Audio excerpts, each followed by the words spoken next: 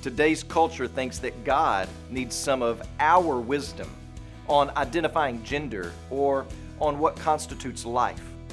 The modern day church seems to think that God needs some improvement and updating when it comes to worship, or who can rightly stand in the pulpit and preach, or on how to reach the surrounding culture.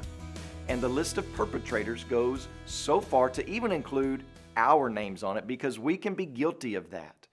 But Job chapter 9 verse 3 states this: if one wished to contend with God, one could not answer him once in 1,000 times. He is wise in heart and mighty in strength. Who has hardened himself against him and succeeded? Who can improve upon God or His Word or His ways? Yet this was the crisis in Paul's day, in the church at Corinth, and in our day as well, of trying to bring fleshly wisdom to bear on God's faithful ways.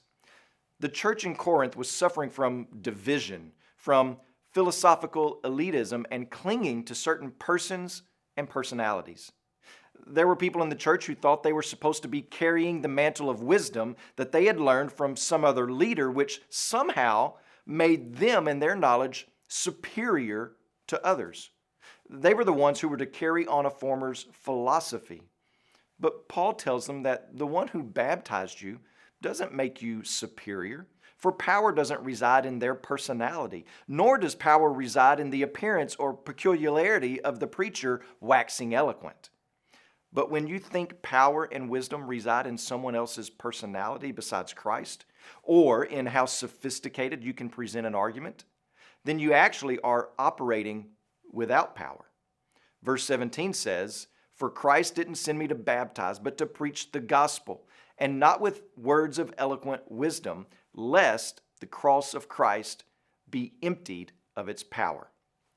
Specifically, when it comes to the gospel, when you are attempting to prop up the gospel or assist the message of the cross or spruce it up, then you're essentially saying that the gospel message is not powerful enough to do its work, and it needs your help, your added touches, your improvements, your wisdom. And when you depend on that, God's power most definitely does not flow. Today, please pray for Michael Strong and his family, our missionaries in Minnesota.